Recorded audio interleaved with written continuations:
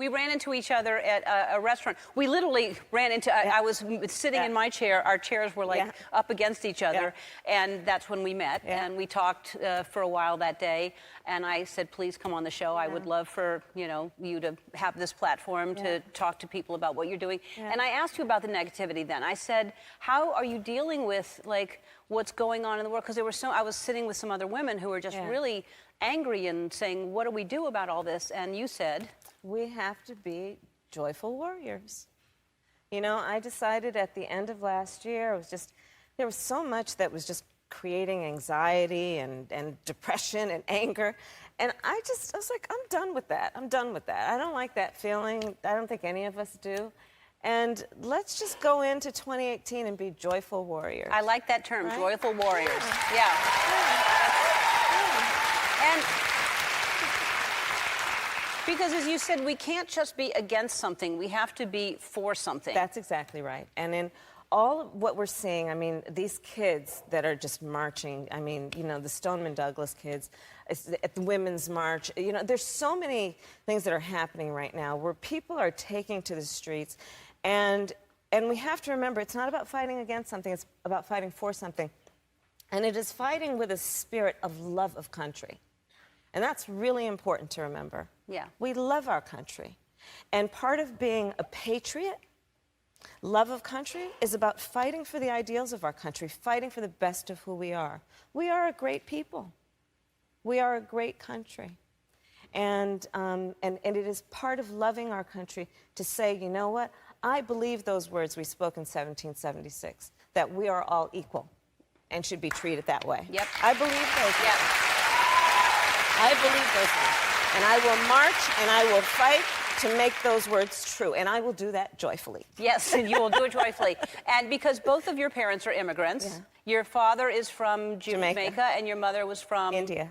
Yeah. And I mean, and so with everything that's going on, you were elected at the same time as Trump was elected. Okay, so you get elected as senator, Trump is elected as president, and in all that time of everything that's going, especially with parents who are immigrants, what is the most surprising thing that has happened to you?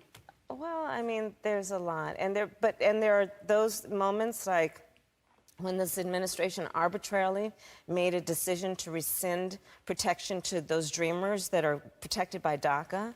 That was one of the lowest lights in terms of what had happened. Yep. These kids who are serving in our military, they're in colleges and universities, they're working in Fortune 100 companies, and they are playing by the rules. They were vetted to see if they've committed any crimes, if they're living a productive life, and if they were living life the way that we want them to, we said, we'll give them protection, and then arbitrarily we took that protection away. Yeah.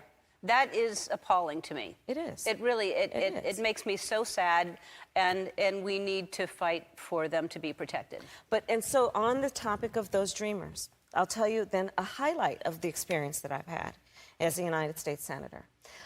Walking the halls of the United States Congress and seeing thousands of dreamers who have been traveling to our nation's capital by bus, by train, by car. God only knows how they're affording to get there. I am certain that they are sleeping 10 deep on someone's living room floor while they're there.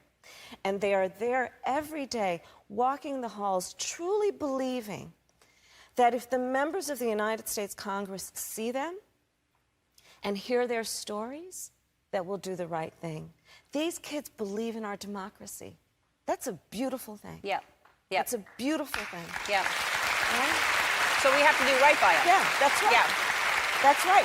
But I see them, like I see so many of these other kids, as being our future. And so I say our future is bright because they do believe in our democracy. They do believe if they are heard and seen that it will matter and that people will listen. Yeah. And I think that these kids that are, the march that just happened in Washington, they will make a difference, don't you? I mean, first of all, they're going to be eligible to vote soon, and they can make changes if they're not happy with what's going on. It's been happening for a while where people have put it out there that you might be running for president or that they want you to run for president. You're probably not going to answer me, but I'm going to ask you anyway. You're right.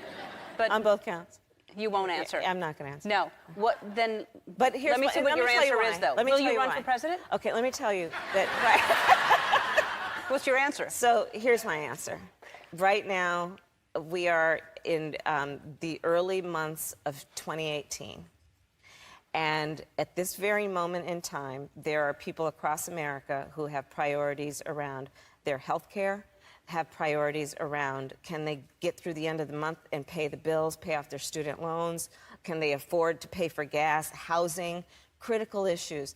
These DHAKA kids, when we talk about where they are in terms of immigration, there are so many pressing issues, right? Guns. We've got to pass an assault weapons ban. We need to have universal background checks. These are immediate needs, and these are the things I'm focused on right now. I've seen so many people, Ellen, focus on that thing out there and then trip over this thing here. Right. I don't want to trip. Okay. There's so much that's important right now. Who would be your vice president? You got any plans? I'm busy. All right. We're going to vet you right now just in case. We need to know lots about you. Because people are going to want to know more about Kamala Harris. Because we know what you stand for, and I love all the things you stand for. But who was your first celebrity crush? Okay, I'm going to tell you, Honestly. and I'm going to date myself, honestly. Tito Jackson. Tito. Because, okay, the Jackson 5. Okay, so I have a sister and I have lots of cousins, and everyone picked a Jackson 5, and all that was left was Tito. Wow. All right. It's still like they got Michael, they got Marlon. Wow. I got Tito. Well, all right. Poor Tito. He just... No, but I love Tito. Yeah, he obviously. truly ended up being my first celebrity crush. All right. All right. I've been a senator, complete this. I've been a senator for over a year now, and I still don't understand blank. I still don't understand how in Washington, D.C., there's 1 inch of snow and the whole town shuts down. I don't understand that. Yes. That's Yeah. a good thing to not understand. What's the most rebellious thing you did as a teenager? Oh, you are going to vet me. Yeah. It's going to come out, so you might as well tell it here. I broke curfew. I was a loiterer. I actually had a loitering problem when I was in high school. I really did. Where did you loiter? I would loiter the halls, and the principal would say, Kamala, you're out here again. And I'd say, yes, Mr. Klim, I'm out again. And he'd say, come on, let's sit down and talk. How's it going? And I'd say, I'm bored. He'd say, why don't you go back to class? And then I'd go back to class. God, you were bad. I was awful. You were really bad. If you had to be stuck in an elevator with either President Trump, Mike Pence, or Jeff Sessions, who would it be? Does one of us have to come out alive?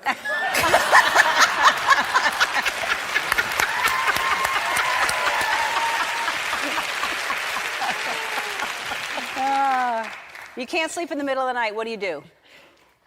Oh, I get up. I will read cookbooks. This happened recently. Yeah, I love cooking. You just And read I cookbooks? I read recipes. I like recipes. All right. If I'm not cooking. Especially if you're not cooking. Yeah. What's a nickname that your husband calls you? Honey, babe. The regular. Yeah. What's a nickname your Republican colleagues call you? I have no idea. All right. All right. Let's see. Do you have any tattoos? No. If you were going to get a tattoo, what would it be and where would it go? If I were to get a tattoo, maybe, I don't know, if I were going to be self-indulgent, it would be a lotus flower, because that's what my name means. And maybe on my wrist. Okay. And are you running for president, yes or no? Next question. All right. Tito, come on out. All right, Kamala Harris.